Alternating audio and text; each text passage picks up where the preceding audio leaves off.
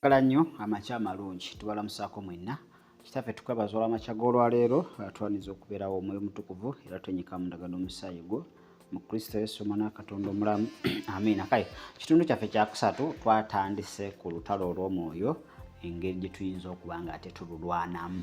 Abantu bangi tugenda mu lutalo olw'omwoyo ne tulwana ate ne tukubwa oba tetumanyi, tulemereddwa okuba nga tubatuwa guidelines amakanisa gye tukuŋŋaanira gye tusabira mu kifo ky'otuluŋŋamya engeri gye tuyinza okuba nga ate tuyingira mu lutalo olw'omwoyo bo tebatufaako, so ne tukomekeza nga tukubiddwa buli kimu ekyaffe kikoze ki akifudde kyokka bo beetaaga obe ng'owaayo naye nga ate bizinensi ekoze ki bizinensi ekubiddwa. So olunaku lwaleero twagala tuyiga olutalo engeri y'olulwanamu fighting spiritual battles the Jesus way, engeri y'okulwanamu olutalo olw'omwoyo nga Yesu we yalwana. This is a wonderful topic. Wali badde atuwuliriza bulungi. Fighting a spiritual warfare oba a spiritual battle Jesus way. Yesu naye entalo ez'omwoyo zirimu. Tekitandikidde ku ggwe, tolowooza nti gwe asoose okuba nga olwana olutalo olw'omwoyo. Yesu yalwanagana ntalo mpitirivu ze tugenda okuba nga tetulaba wano, naye yalwana atya n'awangula n'atafuna zibakafaayo ezo, ebintu nebitongera kubanga byonooneka, ebintu ne bibeera birungi, n'afuluma ng'omuwanguzi. He came out as a victor or as a winner. Yakikola atya? Kati tugenda kulaba engeri Yesu gye yalwanamu ki olutalo, ate watu n'akola ki n'atuwangulira kuba tuli bawanguzi wamu naye. Kati nagambye tugenda kukozesa ennimi meka? Tugenda kukozesa ennimi bbiri, Oluzungu n'abo abatategeera Luganda bwe tuba tusoma ate notice zino ze twakoze ki ze twakoze. Throughout his life on earth, Jesus faced spiritual warfare in many forms. Okuyita mu bulamu bwe obw'oku nsi, Yesu yasisinkana entalo nyingi ez'omwoyo mu ngeri ez'enjawulo. He was tested by the devil during his 40 days in the wilderness. Nti yakola ki olutalo olwasookera ddala ng'ayingira obuweereza sitaani, nga Yesu yakasiba ennaku 40 bw'atyo yamusisinkana. Bangi bwe tumala okusiiba ate ebintu byongera kwonooneka. Lemiteeryo bangi nga woba wakamala okusibawo oti oba wakavaamu ebintu nebyonooneka n'oga oba lwaki nayingidde mu kisiibo oba okusiba kuno kwe nagezeemu Katonda si ye yaŋŋambye. So newabaawo ebibuuzo bingi. So singa gwe wali Yesu nga amazima akava mu nnaku anatte ku sitaani gw'otuukizaako amaaso, walirowooza kirabika wakulembeddwa mubiri, walirowoozeza nti kirabika Katonda si ye yakugambye, so n'otuuka n'obivaako. Bangi they have given up because bwe baavudde mu kusiiba ate nga Mukama yabagambye ebintu byayongedde kwonooneka. Naye kankubuulire nti buli wova mu kusiiba oba mu kusaba ate olutalo ne lweyongera okuba nga lunnyinyitira, kitegeeza sitaani omukutte ku ki awaluma. Omusota olw'ogukwata ku mukira gwagwo gwongera okutaama. Ente gye bagisalako omutwe ng'egenda kufa esambagala ng'ennamu, era muba temuli keyafu abali awo mwenna eyinza obbakola ki oba menyaamenya ebigere ng'ebasamba ki amateke. Kati ojja kusoma Luka essuula esooka olunyiriri olusooka paka ku lw'okumeeka, Luka chapter 4 not chapter 1. Ojja kusoma Luka ssuula ya 4 olunyiriri olusooka paka ku lw'13 olabe Yesu engeri gye yakola ki gye yasisinkanamu ate olutalo olw'omwoyo nga yakava mu nnaku za 40. He was provoked, falsely accused and verbally abused by people who did not like what he was saying. And it is important to remember that Jesus was a man, full human, so he faced all the temptations any other man would face. Nti kakati Yesu ono gwolaba yajoogebwa, baamuwaayiriza nabbi wa bulimba, baamukola buli kyonna akyosuubidde okuba nga ate kikolebwa omuntu, kubanga Yesu ono yali 10 ku kinnaakyo muntu. So ebikemo byonna abantu bye bayitamu Mukama waffe yabiyitamu. Teri kikemo gwe kyoyiseemu Yesu kyatayitangamu. Ate waliwo byayitamu byotagenda kubanga okola ki byotagenda kubanga ate oyitamu. Naye yakola atya okuwangula? Kye kituleese olwaleero okubanga tuyiga Yesu yakola atya okubanga akola ki okubanga ate awangula entalo ezo, but he never lost any of his spiritual battle, even his wrongful conviction and execution on the cross, which looked like bitter defeat, were his greatest victory. So what examples does Jesus give about using prayer in the spiritual warfare? Nti kakati uliriza bulungi nnyo nti Yesu tewali lutalo lwe yawangulwa. Okitegedde? Tewali lutalo lwe yawangulwa newe baamuwaayiriza. Okitegedde? Newe yali ku musaalaba ng'olabira ddala nti awo agenda kuwanika. Teyakola ki? Teyawangulwa, ate we waava obuwanguzi bwe obwaki? Obw'amaanyi. Kakati njagala tulabe Yesu awangula atya. Point number 1, wali mbadde nkwanjulira. Point number 1, Jesus created space to be alone with God. Ng'onoowangula entalo ez'omwoyo olina okufunako obudde obw'enjawulo nga bubwo wekka ne Katonda, nga tekuli muntu mulala. Si bwa kukuŋŋaana nga kibiina, si bwa kukuŋŋaana nga gurupu, si bwa kukuŋŋaana nga family, but personal.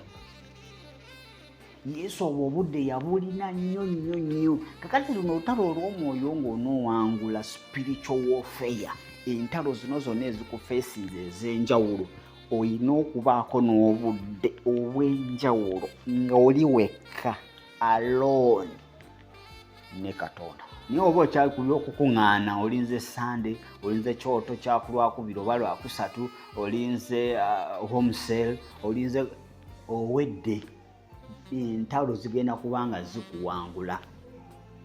Lwaki Yesu yabeerangako yekka? Kyama ki ekiri mu kubeera nga okubeerako wekka, okuŋŋaana wekka, oba ofisaawo akadde n'obeera wekka mu maaso ga Katonda? 1, njagala owulirize Luka 5:16 gye njagala tusome. Ngenda kusomera NIV.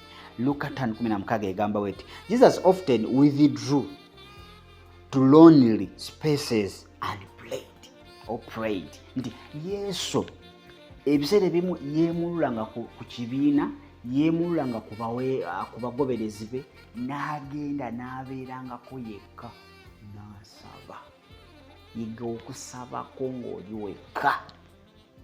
Juga bino ebya gurupu aba batulidinga, oba okyali ku kino akati okola kino, oba akuvuga akuze n'oba wakakwata ku kino olaba kati okirina ate ne bakuwugula ne bakutwala eri, naye wali obeera wekka.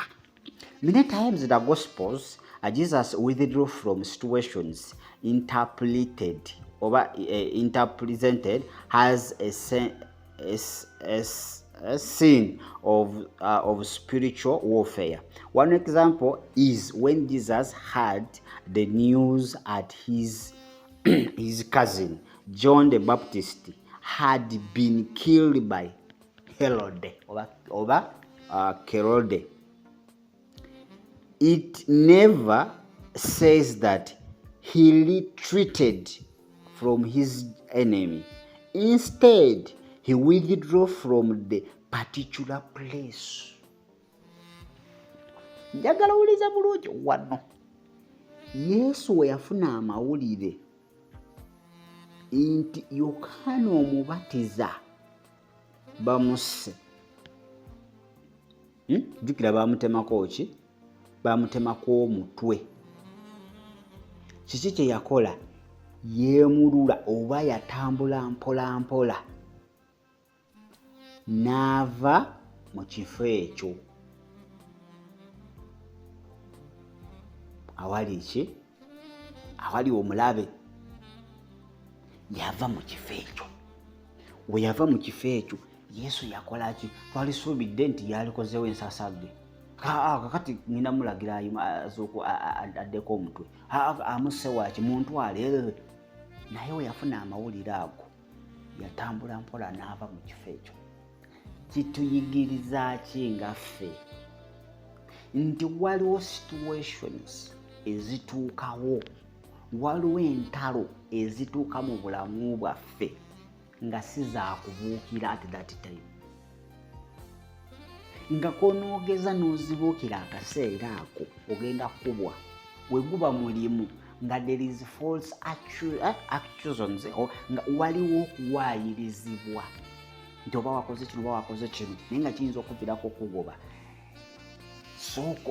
sooka oveewo kubanga mu kaseera ako wonna oliyakitinga ne boosi we yalibadde akusonyiwa oyinza okukola ebitasaanidde oyinza okwogera ebitasaanidde oyinza n'okulwana sooka weefuge woba osobola okuvaawo sooka oveewo ovaawo ogenda kukola ki kutuula kunoonya naawe engeri gy'omuwayirizaamu nedda ubakusaba abo abakuwayiriza si be bakuwayiriza waliwo abatuddemu akola ki akulondoola Yesu yeemulula n'ava mu kifo ekyo jjukira yali within that place we battira ki Kerode manya we battira Yokaana Omubatiza Kerode ng'amutta. There is nothing wrong with praying in a coffee, a shop, or while walking in a public place. But it is important to take regular time alone with God, preferable as free from distraction as possible. Kale abakola ku byuma baba balazeewa the simanyi kubanga amataala gayinza okuba g'ekyanze. Kakati Bayibuli egamba weeti nti nno si kibi okusabirawo w'okolera.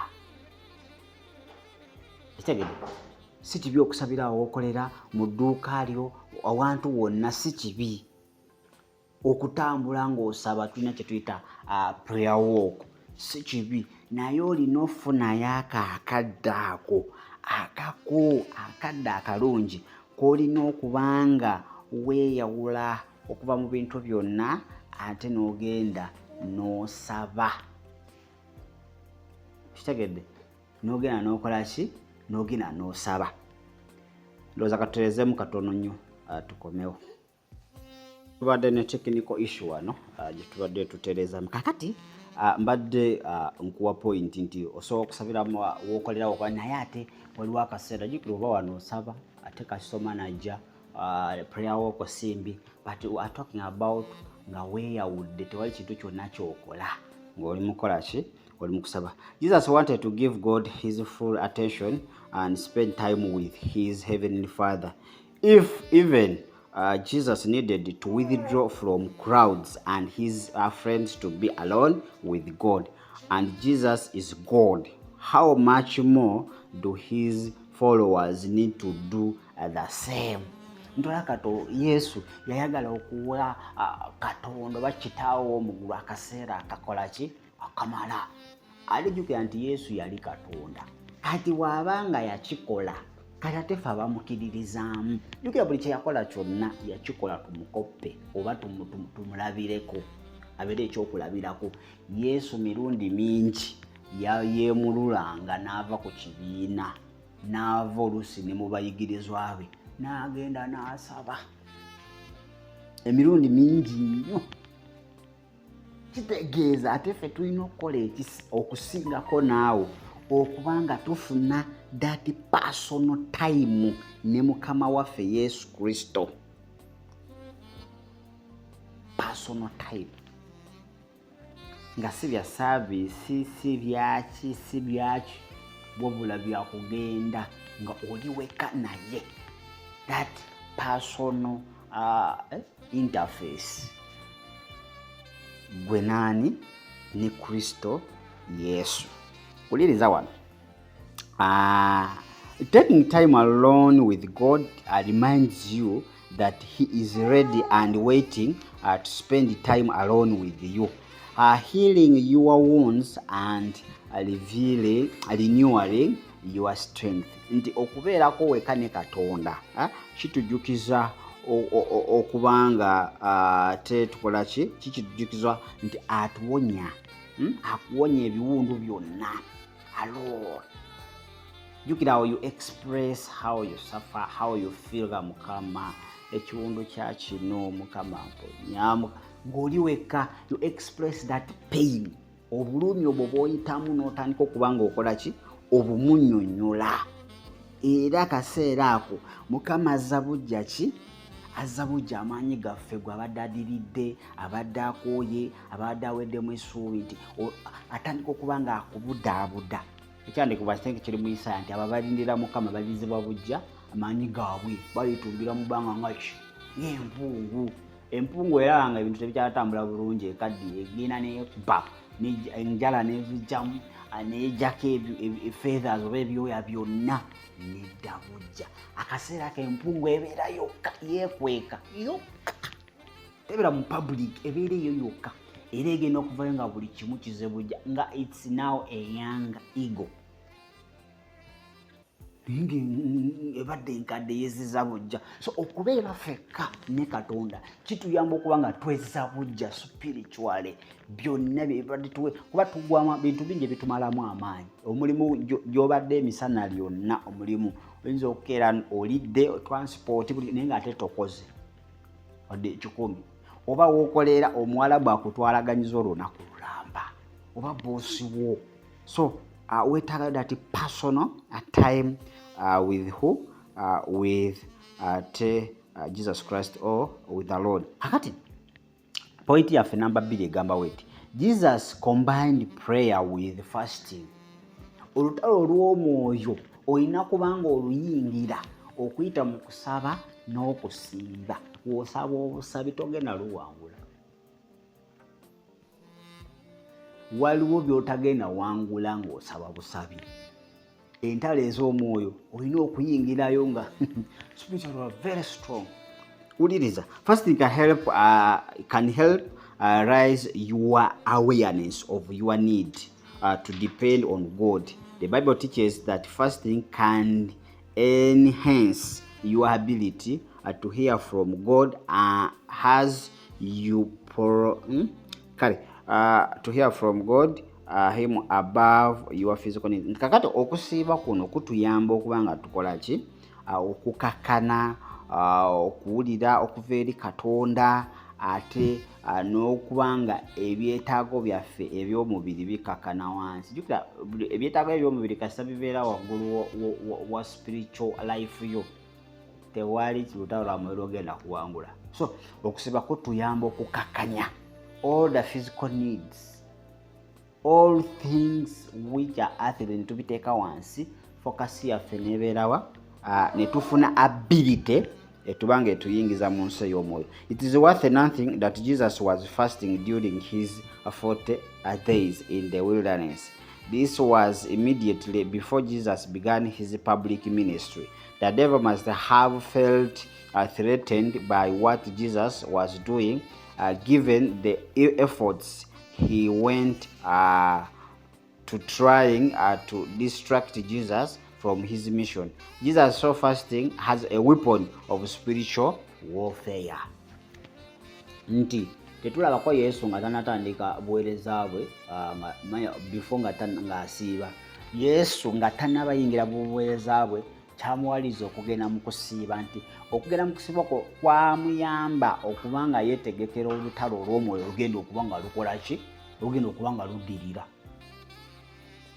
Okitegedde? Kyamuyamba okumwambaza amaanyi.